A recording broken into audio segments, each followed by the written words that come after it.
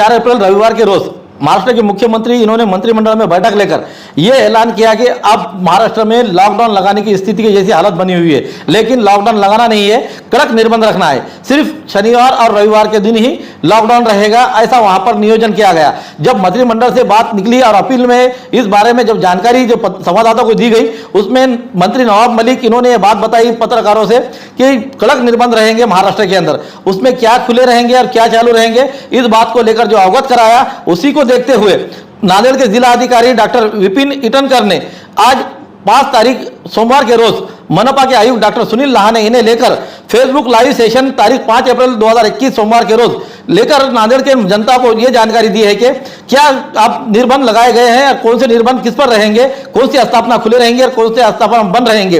इस पूरी जानकारी देते हुए उन्होंने आज नांदेड़ की जनता से यह अपील की है कि जो महाराष्ट्र शासन ने जो अपील की है, जो निर्बंध लगाए गए हैं कड़क निर्बंध रहेंगे, उसी की तरह नांदेड़ में भी, नांदेड़ जिले में भी इसी तरह के पूरे निर्बंध लगे रहेंगे और कौन सी स्थापना खुली रहेंगी और कौन सी स्थापना नहीं खुली रहेंगी, इसके लिए उन्होंने आज फेसबुक लाइव पर सेशन करते हुए यह पूरी जानकारी दी है। ये न्यूज को कवर किया हमारे नांदेड़ के संवाददाता, इस न्यूज को कवर किया हमारे नांदेड़ के संवाददाता सैयद अकबर इन्होंने।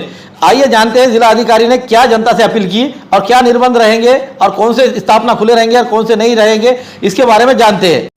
सगळ्यांना माझा नमस्कार।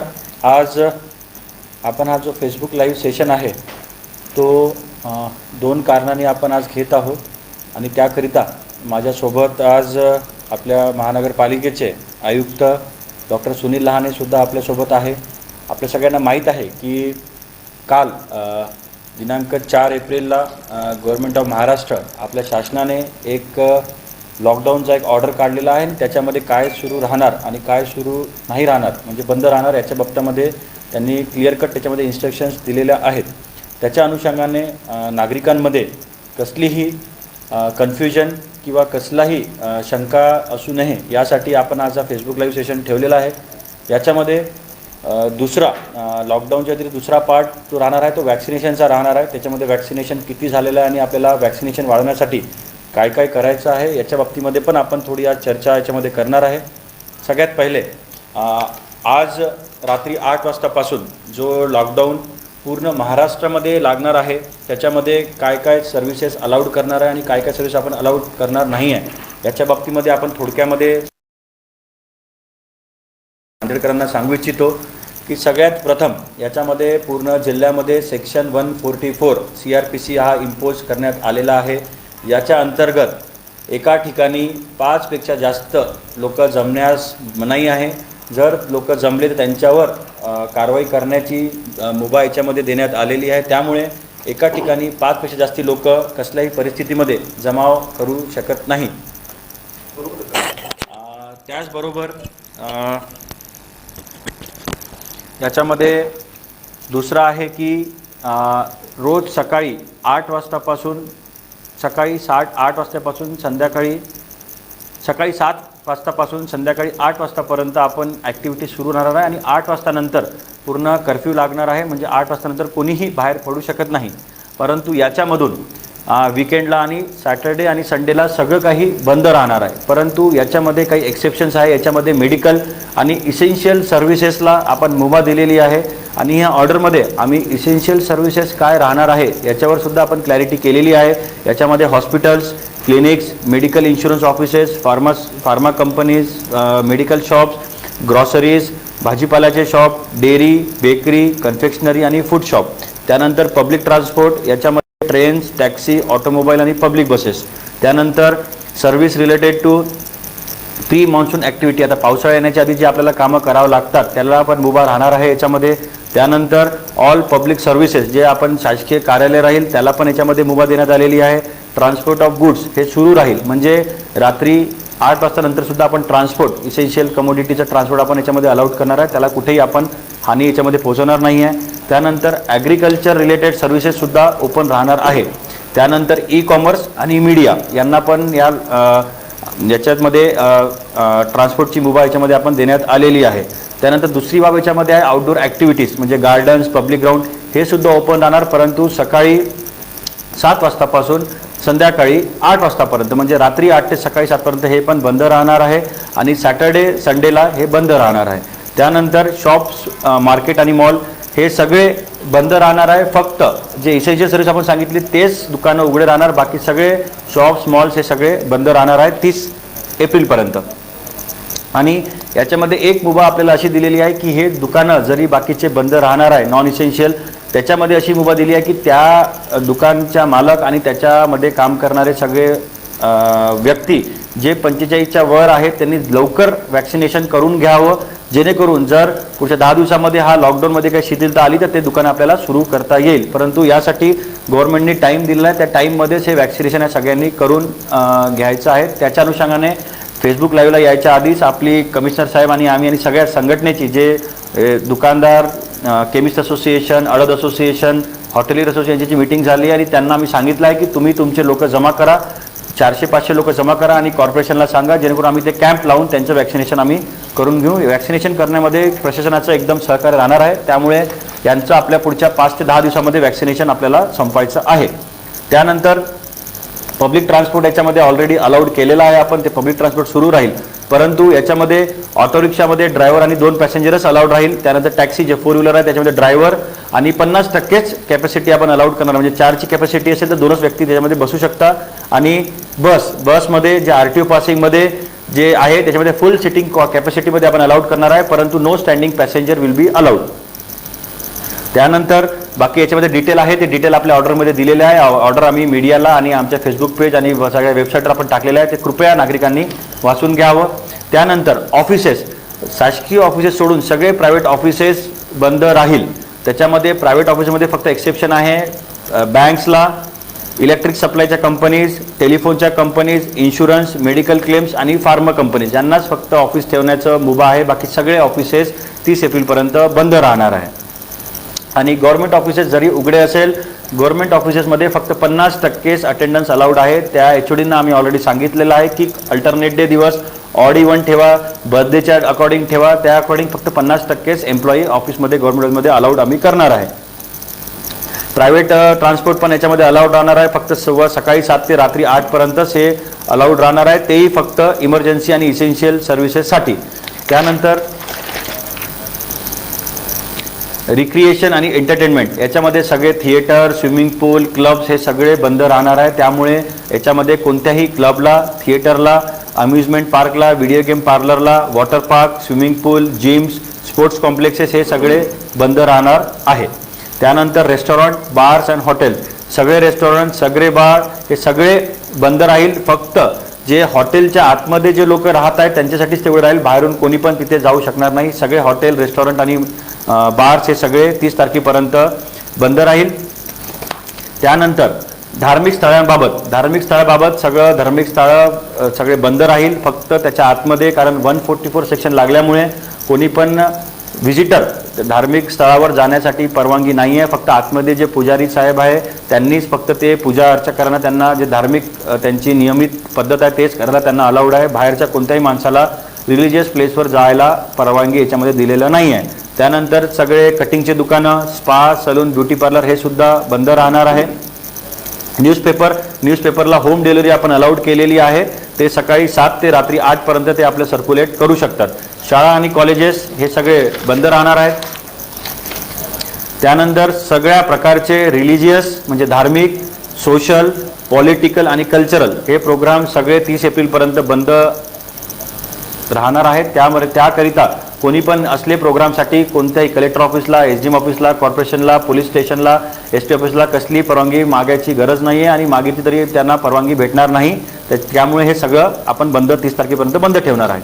त्यानंतर लग्न समारंभ अलाउड राहणार आहे. फक्त 50 लोकांना घेऊनच लग्न समारंभ आपण करू शकतात. 50 लोकांच्या वर जर आले तर त्याच्यामध्ये त्यांच्यावर कारवाई करण्यात येणार आहे.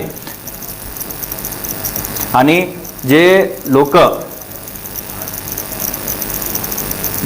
लग्नामध्ये जे लोक स्टाफ राहणार आहे म्हणजे मॅरेजवाले जे मंगल कार्यालय त्यांना सगळ्यांना RT-PCR टेस्ट कंपल्सरी केलेली आहे आणि त्यांनी वॅक्सिनेशन घेणं कंपल्सरी केलेलं आहे. ह्या दोन्ही गोष्टी जर याचं व्हायोलेशन झालं तर त्यांच्यावर त्या मंगल कार्यालयावर कारवाई करण्यात येणार आहे. त्यानंतर अंत्यविधीसाठी फक्त 20 लोकांनाच आपण अलाउड केलेलं आहे अंत्यविधी करण्यासाठी. त्यामुळे 20 लोकांच्या उपस्थितीमध्येच अंत्यविधी करण्याची परवानगी आहे. त्यानंतर जे आपल्या रोडला गाळे वगैरे लागतात पाणीपुरीचे आणि बाकीचे, त्याला फक्त होम डिलिव्हरी अलाउड केलेला आहे. त्यांनाही तिथे येऊन लोक थांबवून त्यांना खाण्याची परवानगी याच्यामध्ये नाकारलेली आहे. ते अलाउड याच्यामध्ये नाही आहे. त्यानंतर मॅन्युफॅक्चरिंग सेक्टर हे सगळं उघडं राहणार आहे. फक्त एका खाटीवर की त्यांचे जे लेबर आहे तिथे आतमध्येच त्यांना ठेवायचे आहे. लेबरला मोबिलिटीला त्यांना परवानगी नाही आहे. त्यांनी आपल्या कॅम्पसमध्येच ते लेबर ठेवावे आणि तिथे त्यांना काम करण्याची त्यांना आपण अलाउड करणार आहे. त्यानंतर ई कॉमर्स आपण ऑलरेडी अलाउड केलेला आहे, परंतु जो ई कॉमर्सचे म्हणजे होम डिलिव्हरीवाले लोक राहील त्यांना RT-PCR आणि वॅक्सिनेशन घेतलेलं कंपल्सरी आहे. त्यांनी 10 तारखेपर्यंत हे वॅक्सिनेशन घेऊनच काम करावं. त्यानंतर कन्स्ट्रक्शन ॲक्टिव्हिटी आपलं सुरू राहणार आहे. त्यानंतर एक महत्त्वाची सूचना याच्यामध्ये अशी आहे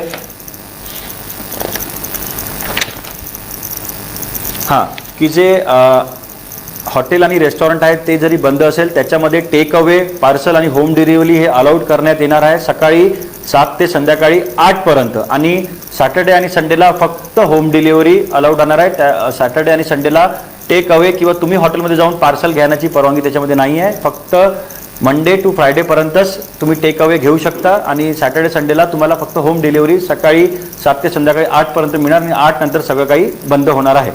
या सगळ्या गाईडलाईन्स ज्या आहेत त्या महत्त्वाच्या आहे. त्यामुळे आपण आज हे फेसबुक सेशन घेऊन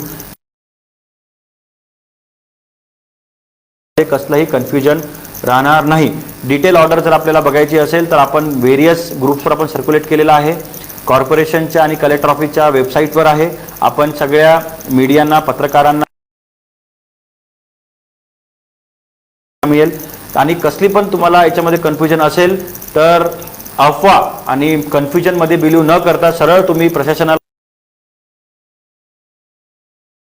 कमिशनर साहेबांना विचारा. कलेक्टर ऑफिसमध्ये आपण 24/7 आपलं कंट्रोल रूम आहे त्याच्यामध्ये विचारा. कसल्याही अफवांच्या याला तुम्ही बळी पडण्याचं कसलेही याच्यामध्ये कारण नाही आहे. त्यामुळे मला असं वाटते की मॅक्सिमम आपले कन्फ्युजन हे क्लिअर झाले असेल. आणि तुम्हाला दुसरं कोणतंही कन्फ्युजन असेल तर आपण जिल्हा प्रशासनाला कॉन्टॅक्ट करून आपलं कन्फ्युजन दूर करू शकता.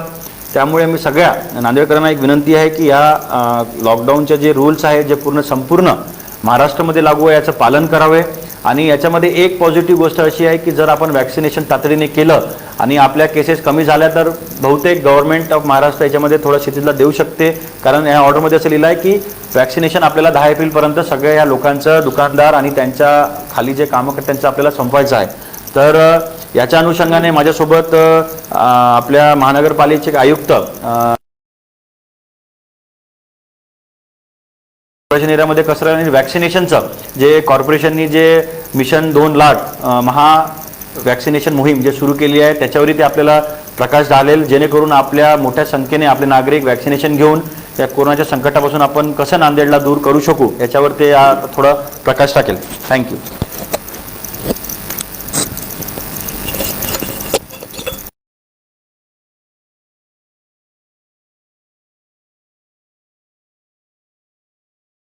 आजपासून सुरू होणाऱ्या नवीन लॉकडाऊनच्या गाईडलाईनच्या संदर्भामध्ये आपल्याला डिटेलमध्ये सांगितलेलं आहे. ॲक्च्युली आता काय काय बंद राहणार आहे यापेक्षा काय सुरू राहणार आहे या गोष्टी मोजक्याच आहेत. त्यामुळं त्या कशा पद्धतीनं सुरू ठेवता येतील या संदर्भामध्ये आपण ह्या गाईडलाईनचा बारकाईने अभ्यास केला पाहिजे. याच्यामध्ये इसेन्शियल सर्व्हिसेस ज्या सुरू राहणार आहेत त्याच्यामध्ये आपल्या खाद्यपदार्थाशी रिलेटेड बाबी आहेत आणि आपल्या आरोग्याशी रिलेटेड बाबी आहेत. म्हणजे भाजीपाला, दूध आणि इतर टेकअवे म्हणजे फूड आपल्याला होम डिलिव्हरी किंवा टेकअवे या संदर्भातल्या ज्या सर्व सेवा सुविधा चालू राहणार आहेत. तसेच आपल्याकडं आपल्या आरोग्यविषयक सुविधा सर्व सुरळीत राहण्यासाठी आणि त्याच्यासाठी आवश्यक असणारं ट्रान्सपोर्ट सुरू राहणार आहे.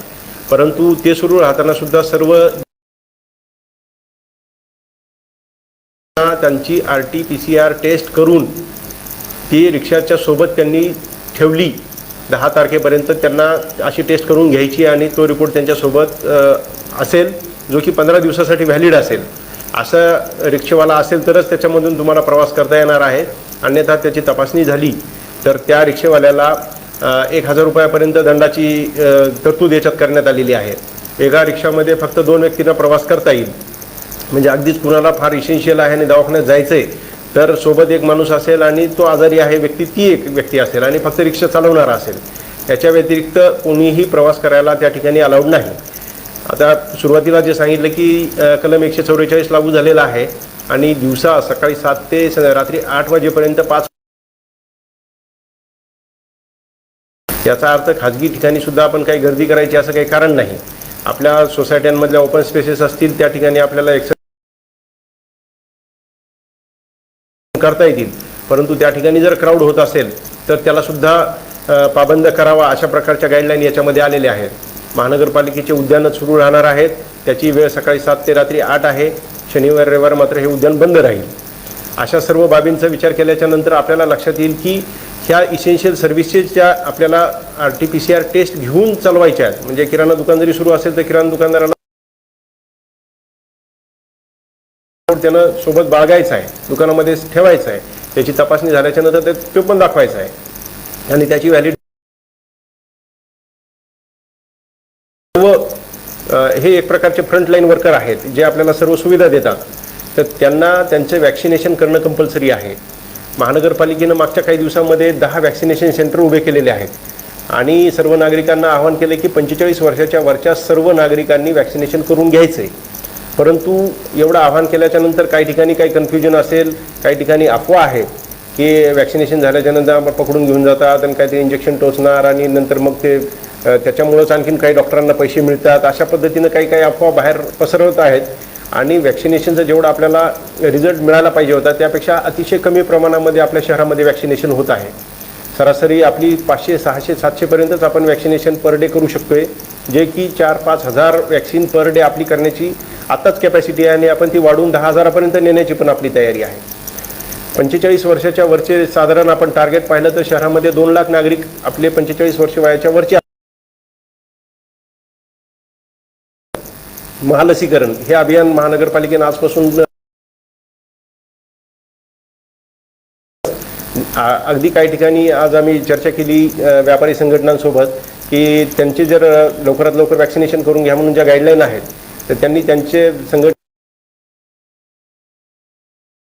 आणि त्यांचे कुटुंबीय असतील की ज्यांचं वय 45च्या वर आहे, अशा सर्वांचे जर त्यांनी एखाद्या ठिकाणी मागणी केली की आम्ही या ठिकाणी 200, 300, 500 लोकांचे आमचे वॅक्सिनेशन करून घेण्याची लगेच 1-2 दिवसामध्ये आमची तयारी आहे, तर महानगरपालिका त्या ठिकाणी स्पेशल कॅम्प लावून या सर्वांचं वॅक्सिनेशन करण्याची आपली तयारी आहे. त्यामुळं शहरातील या व्यापाऱ्यांसोबतच इतर जे नागरिक आहेत ज्यांचं वय 45च्या वरचं आहे त्या सर्वांनी तातडीनं वॅक्सिनेशन करून घ्यावं. त्याच्यामध्ये कुठल्याही प्रकारचा धोका नाही.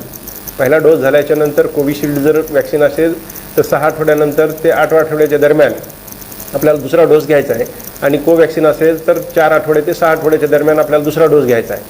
सुरुवातीला साधारण 5-10% लोकांना थोडेसे ताप आल्यासारखे त्याच्यामध्ये सिम्पटम असतात, परंतु त्याचा काही धोका नाही. ते डॉक्टरांच्या निगराणीखालीच ती वॅक्सिनेशनची सर्व सुविधा उपलब्ध आहे. आपल्या जिल्ह्यामध्ये मोठ्या प्रमाणामध्ये वॅक्सिनेशन झालेलं आहे, परंतु ग्रामीण भागामध्ये चांगला प्रतिसाद आहे. प्रत्येक गावागावामध्ये माननीय जिल्हाधिकारी महोदयांनी प्लॅनिंग करून प्रत्येक गावातल्या नागरिकांना आवाहन करून त्या ठिकाणी कॅम्प अरेंज केलेले आहेत. आपण कंटिन्युअस फॅसिलिटी 10 सेंटरला देऊनही शहरी भागातील नागरिकांनी त्याला म्हणावा तसा प्रतिसाद दिलेला नाही. मी सर्वांना आवाहन करेन की आपण या सुविधेचा तातडीनं लाभ घेऊन आपण वॅक्सिनेशन करू होईल तेव्हा त्या सेंटरवरती मोठ्या प्रमाणामध्ये गर्दी होईल. तर अगोदर सिनियर जे लोक आहेत 60च्या वरच्यांना अगोदर सांगितलं होतं, नंतर 45 ते 60 आलेले आहेत आणि त्यानंतर खालच्या टप्प्याटप्प्यानं बाकीच्यांचं वॅक्सिनेशन होईल. जगभरातला आतापर्यंतचा अभ्यास असा सांगतो की साधारण 40-45% वरच्या प्रमाणामध्ये ज्या देशामध्ये लसीकरण झालेलं आहे त्यांच्याकडे पॉझिटिव्हिटी मोठ्या प्रमाणातच कमी झालेली आहे. परंतु सध्याची आपली परिस्थिती पाहिली तर आपल्या शहरामध्ये आज मितीलाही 25% नागरिक टेस्टिंगनंतर पॉझिटिव्ह येत आहेत. म्हणजे ही टेस्टिंग आपली 5% पॉझिटिव्हिटी यायला पाहिजे होती, परंतु फार मोठ्या प्रमाणामध्ये नागरिक पॉझिटिव्ह येत आहेत. डेथचं प्रमाणही खूप जास्त आहे. मागच्या 3-4 दिवसामध्ये 40 ते 50 मृतदेहांची विल्हेवाट महानगरपालिकेच्या कर्मचाऱ्यांनी लावली. ही फार दुर्दैवी घटना आहे. तर अशा पद्धतीनं कोमॉर्बिड लोक जेव्हा इन्फेक्ट होतात आणि मोठ्या प्रमाणामध्ये मग घाबरून जाऊन इकडं तिकडं सैरावैरा धावत असतात, तर अशी परिस्थिती येण्यापेक्षा आपण वॅक्सिनेशनवरती भर देतोय तर त्याचा आपण सर्वांनी निश्चितपणे लाभ घेतला पाहिजे. आणि शहर आणि एकंदरीतच आपलं जिल्हा जे टार्गेट आहे आपलं सुरुवातीच्या टप्प्यामध्ये 45 वर्षाच्या वरच्या नागरिकांचा मध्ये कुठल्याही प्रकारची लसींची कमतरता नाही किंवा सेंटरची कमतरता नाही. याचबरोबर जे आता ज्या ॲक्टिव्हिटी या लॉकडाऊनमध्ये आपल्या सुरू राहणार आहेत त्या सर्व सुरू ठेवणाऱ्या नागरिकांनाही माझी विनंती राहील आणि आवाहन राहील की तुम्हाला येत्या 10 तारखेपर्यंत ज्यांचं वय 45च्या खालचं आहे त्या नागरिकाने RT-PCR टेस्टिंग करून घेऊन त्याचा रिपोर्ट सोबत ठेवायचा आहे आणि अबव 45 इयर्स ज्याचं एज आहे त्यांना स्वतःचे टेस्टिंग करून त्याचं सर्टिफिकेट आपल्यासोबत ठेवायचं आहे. इसेन्शियल कमोडिटी ज्या चालू असतील त्यांनी आणि बाकीचे ज्यांना आता नजीकच्या काळामध्ये त्यांचे व्यवसाय सुरू होतील आणि हे आस्थापना सुरू होण्यासाठी आदेश होईल तोपर्यंत बाकीच्यांच्या सर्वांच्या जवळ त्यांच्याकडं वॅक्सिनेशन झालेलं सर्टिफिकेट असणं कंपल्सरी असेल, अन्यथा त्यांचे आस्थापनेत त्यांना काम करता येणार नाही. अशा पद्धतीचे ह्या गाईडलाईन आहेत. माननीय जिल्हाधिकारी महोदयांनी सांगितलं की ह्या गाईडलाईन आपण सर्वांनी वाचून घ्याव्यात. वेबसाईटवरती आहेत, वेगवेगळ्या व्हॉट्सअप ग्रुपच्या माध्यमातून बहुतेक नागरिकांपर्यंत त्या पोहोचल्याही असतील. 12 पानी ह्या गाईडलाईन आहेत, आपण इंग्लिशमध्ये आहेत, पण आपल्याला ते वाचल्याच्या नंतर साहजिकच काय सुरू आहे आणि काय सुरू नाही हे आपल्या लक्षात येईल. ज्या ॲक्टिव्हिटी सुरू राहणार आहेत त्याचा आपण लाभ घेताना आपल्याला कोविडचे सर्व नियमांचं पालन करायचंच आहे. आपल्याला सोशल ह्या गाईडलाईन ज्या सुरुवातीला मागच्या वर्षी कोरोना त्याच्यामध्ये कुठल्याही प्रकारचा बदल झालेला नाही. उलट त्या आपण जास्त जी आहे त्या नवीन व्हायरसमध्ये आपल्याला फार मोठ्या प्रमाणामध्ये दिसून येत आहे. अगोदर एखादा व्यक्ती पॉझिटिव्ह आल्याच्या नंतर आपण त्याच्याबद्दल चर्चा करत होतो आणि सिनियर सिटीजन जे कोमॉर्बिड आहेत त्यांच्या जीविताला निश्चितपणे धोका निर्माण झालेला आहे. तर आपण सर्वांनी आपल्या स्वतःच्या आरोग्याची काळजी घ्यायला पाहिजे, इतरांच्या आरोग्याची काळजी घ्यायला पाहिजे आणि शासनाने दिलेल्या आदेशाचं आपण पालन करावं असं मी आपल्याला आवाहन करतो.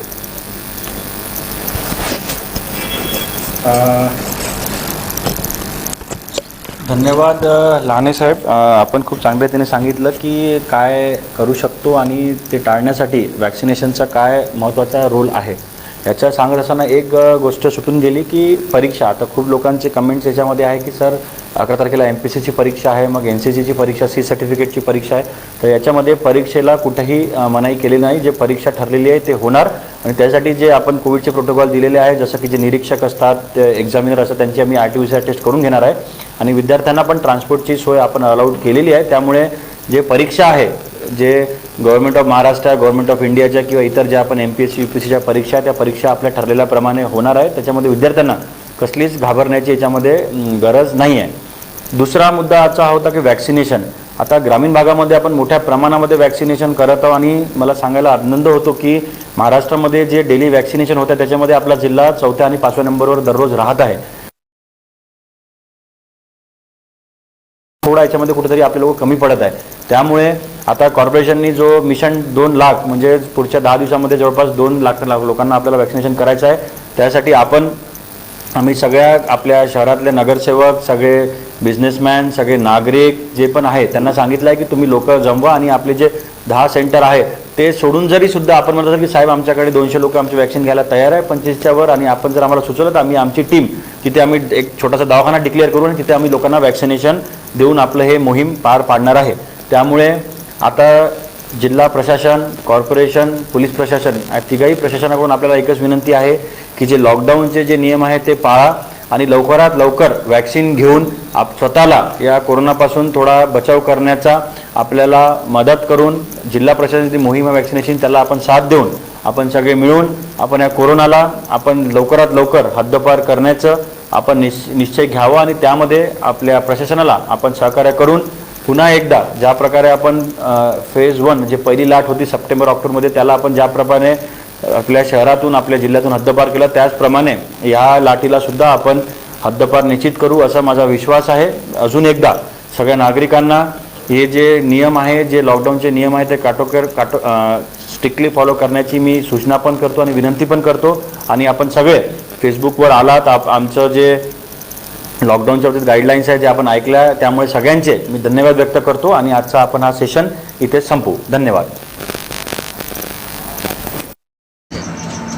देखते रहिए लोक पुकार लाइव न्यूज़. लोक पुकार लाइव न्यूज़ को सब्सक्राइब करें, बेल आइकन का बटन ज़रूर दबाएं, लाइक करें. चलते हैं अगली खबर की तरफ. लोक पुकार न्यूज में आपका स्वागत है। महाराष्ट्र राज्य में कोरोना महामारी के भयंकर रूप धारण करने से कोरोना बीमारी को रोकने के लिए राज्य मंत्री परिषद बैठक में कड़क पाबंदियां लगाने का फैसला लिया गया है और साथ ही साथ इस बात का ख्याल रखा गया है कि आर्थिक नुकसान भी न हो और रोज मजदूर को परेशानी भी न हो। माननीय मुख्यमंत्री श्री उद्धव जी ठाकरे और राज्य मंत्री नवाब मलिक ने भी जनता को सहकार्य करने का आह्वान किया है और साथ ही साथ विपक्ष को भी साथ लिया है। और परभनी के जिला अधिकारी दीपक मुंगड़ीकर इन्होंने प्रेस नोट के माध्यम से कहा कि 5 अप्रैल 2021 से 30 अप्रैल 2021 तक पाबंदियां रहेंगी, सोमवार से शुक्रवार तक, और शुक्रवार रात 7 बजे से सोमवार सुबह 7 बजे तक संचार बंदी लागू रहेगी, बगैर किसी वजह के बाहर नहीं निकल सके वगैरह। लेकिन इनकी क्षमता से 50% ही सवारी कर सकेंगी, वो भी मास्क और दीगर सैनिटाइज का इस्तेमाल करते हुए। खासगी कार्यालय बंद रहेंगे, इनके लिए वर्क फ्रॉम होम लागू होगा और तमाम सरकारी स्टाफ 50% हाजिर रहकर काम करेंगे। नए पाबंदियों के मुताबिक सभी किस्म के वाहन चालू रहेंगे, जिसमें टैक्सी, ऑटो, रेल, प्राइवेट गाड़ियां, एसटी बस, इस तरह सरकारी तमाम ऑफिस कार्यालय चालू रहेंगे। सर्व स्कूल, कॉलेज, महाविद्यालय बंद रहेंगे, ट्यूशन बंद रहेंगे, सिर्फ 10वीं और 12वीं के स्टूडेंट को छूट रहेगी। साथ ही साथ इम्तिहान लेने वाले टीचर्स को भी छूट रहेगी, लेकिन उनके लिए कोरोना निगेटिव RT-PCR टेस्ट 48 घंटे के अंदर किया हुआ होना ज़रूरी है, जिसका प्रमाण पत्र साथ होना ज़रूरी है। रास्ते पर खाद्य पदार्थ बेचने वाले अपने पदार्थ वहीं पर खाने को नहीं दे सकेंगे। हाँ, वो पार्सल दे सकते हैं। इस तरह से खाने की बड़ी रेस्टोरेंट भी अपने ग्राहकों को पार्सल की शक्ल में खाना दे सकेंगे, वो भी वक्त सुबह 7 बजे से शाम 6 बजे तक। जीवन आवश्यक चीज़ें जैसे किराना, भाजी पाला, दूध, बेकरी, मिठाई की दुकानें वगैरह खुली रहेंगी, लेकिन इन तमाम लोगों को जो इसमें काम कर रहे हैं, इनका वैक्सीनेशन करना ज़रूरी है। ये 10 अप्रैल से लागू किया जाएगा, या फिर कोरोना निगेटिव RT-PCR टेस्ट का प्रमाण पत्र जो 15 दिनों के अंदर हो साथ रखना ज़रूरी होगा। इसके अलावा जिम, रेस्तुरां, मनोरंजन, थिएटर वगैरह सब बंद रहेंगे। इस बांध काम गुत्तेदार के पास काम करने वाले मजदूरों को रहने की जगह हो, सिर्फ ऐसे ही बांध काम को परवानगी दी जाएगी।